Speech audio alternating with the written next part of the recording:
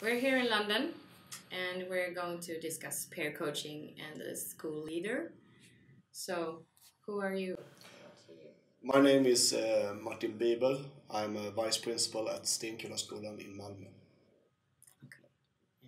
And I'm Les Foltos, and for the last 20 years I was involved in a peer coaching program to train coaches all around the world, including Sweden. Including Sweden, yes. You've been here a few times. I've been to Sweden 9 times working with educators, and I've been here to this conference with you guys 8 or 9 years now. Yeah, that's good. So, you are an expert in peer coaching then. So, the difference between from 9 years till now, what's happened? Is it a big difference or is it? I think part of the difference that's happened is, first, there's a lot more teacher leaders being trained as coaches and working in schools. And second, schools around the world are getting more serious about making sure that the coaches have significant training and then ongoing support. So those are both good developments. And you're a school leader, vice principal. So what's the role you're taking with the peer coaching? We haven't started working with peer coaching, but I was listening to Les this morning, and he was talking a lot about learning leadership and working in professional learning communities and stuff like that. And that's one way of getting to start with peer coaching. And I think it's a really interesting way of working with teachers to develop the learning for all children. And one of the good things about being here is that this group of educators has some teachers, but many school leaders.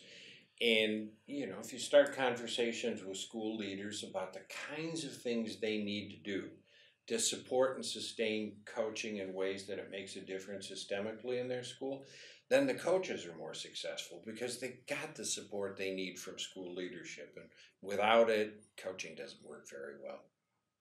We tried something similar. We didn't call it peer coaching, but we started with some kind of mentorship.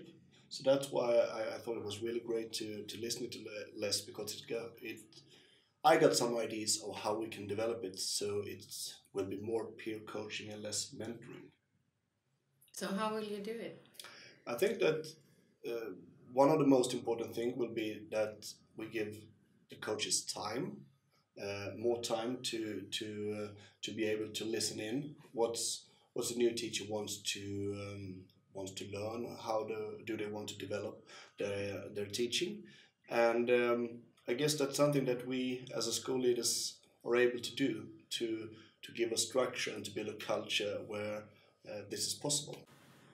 Yeah, I think that what he's just said is so important, because without that time, coaches don't really have the opportunity to collaborate with their peers. And without the expectation set by school leaders that collaboration to improve is going to occur, you don't see significant change either. So those are both critical pieces that school leaders can provide.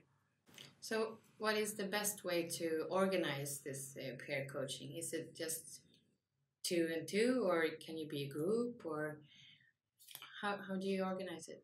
Les will answer, but I will say that what we have done so far is that we have had this mentoring. So we have worked both with one-to-one, but mostly in groups. But after listening, I think that we will try to change that to more becoming one-to-one, to have this private conversation and to really be able to listen to this specific teacher about the demands of him or her. So I think that what we will change after listening to this is to be more private and less in groups. I think there's no right or wrong way, but what coaches will tell you is that after they had significant training, maybe a year experience, then they say, well, I really feel like I know what I'm doing and how I can be more successful. And in that interim period, they typically want to work with just one person, just so they get to the point where they're feeling comfortable with being a coach. And then they frequently are in a position where they say, well, we can work with a couple of teachers or a small group. So you pretty much, I think the key is just listening to the coaches and finding out what they're comfortable with. I don't know if I'm right or wrong here, but when listening to you, you talked a lot about deepening learning and trying to get to deepening learning. So there's a specific goal for the peer coaching, and I think that that's one of the most important things for me and my school to hear about, because we're working a lot with Fulham's thoughts about the 6 C's and Simon Sinek's thoughts about why, and to be able to have that as a focusing direction, to be able to have that as a direction, and then plan all the peer coaching according to that will be significant, will be very important for us, I think. Yeah, there's a lot of research that basically says that collaboration is wonderful, but collaboration in and of itself won't produce change. But if you have some clearly defined goal that the school agrees to, and you pair that with collaboration, then you begin to see significant change. So I think the direction you're going makes so much sense. So how do you pair them up when you go to do the peer coaching? What we have done so far is that we're working with Michael Fulham's coherence framework, and we have some teachers who are really far in the mind. They're really good at working with the framework. So those have become the mentors or the coaches, and we want to use them as much as possible. So maybe a little less teaching time, a little more peer coaching time. So there's one advantage to having a school leader involved. They're in a position where they can say, here's what we're doing. Here's how we can retailer this so that it better meets our need. And if we need more time, we're in a position where we can allocate that. So, the school leadership piece is so important to monitoring what you're doing and making sure that it meets the needs of the school, and then providing the support you need for success. So, if the teacher is not so comfortable with the peer coaching, how do you do with the environment for this learning session? What we've seen is that coaches are most successful if they start with the willing. Yeah. Somebody who understands the power of collaboration, who wants to improve the quality of instruction, and then the coach works with their learning partner to encourage that learning partner to share with other peers what it is that they're doing and how it's making a difference for kids. And then you begin to see a ripple effect where you start one-on-one, but other people start coming to the coach and saying, I hear what you're doing with so-and-so. How can I become one of the chosen ones? How can I work with you as well?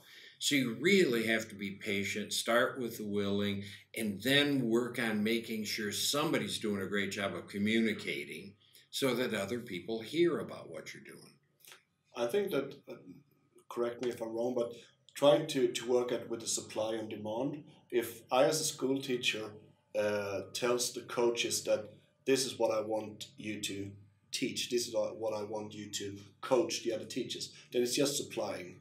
But if the demands come from the teachers themselves, this is what I need to become a better teacher, this is what we need to become a better group, then I think it's easier to be comfortable, to really be able to listen to, oh, this helps me, this makes a difference for the kids. Then there's again another role for leadership.